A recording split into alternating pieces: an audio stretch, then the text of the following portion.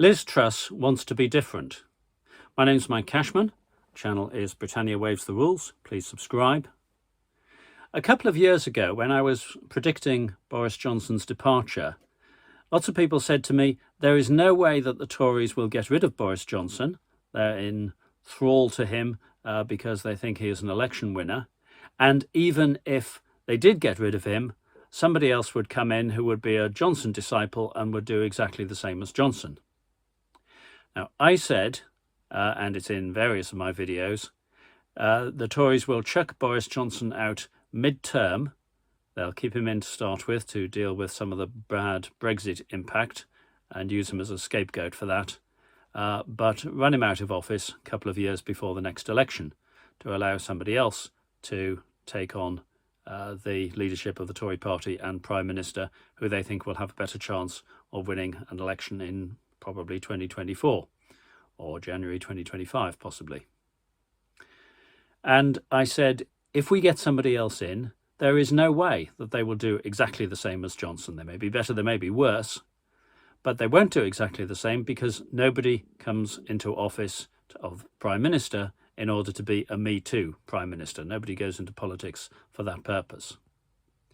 So we've seen Johnson chucked out, in my view, as I've said, not specifically because of Partygate, Pincher, corrupt contracts or anything else, but because it was July 2022 and it was the right time for the Tories to have a leadership election and then do that over the summer and have a coronation of the new leader at the party conference. And we've seen from Liz Truss's early acts in office that one of the things she wants to do is to differentiate herself from Boris Johnson.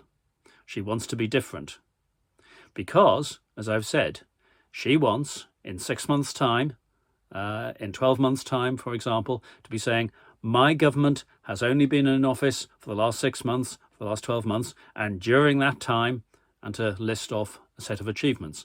In other words, to distance herself from all of the failures of the last 12 years, which she has been an integral part of. In my latest book that I wrote with Augusta Lees, It's My Party and I'll Lie If I Want To, one of the later songs, which I won't attempt to sing to you, is A Lighter Shade of Fail, as Truss and Sunak go through their criticisms of the last 10 years, as I say in the book, as if done by someone else. So here we are. What's guiding her economic policy?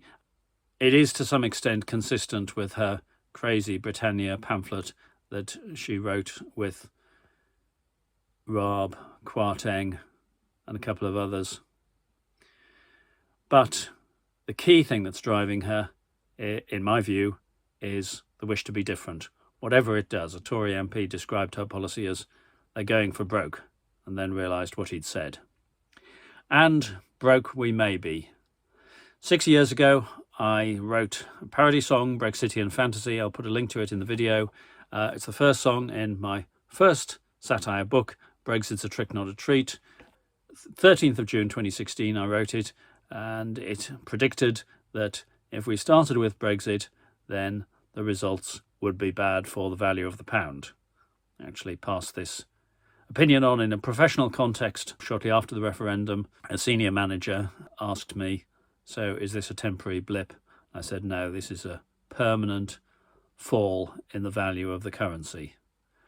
It's falling further, but never mind, because Liz Truss is managing to be different, and that's what she wants.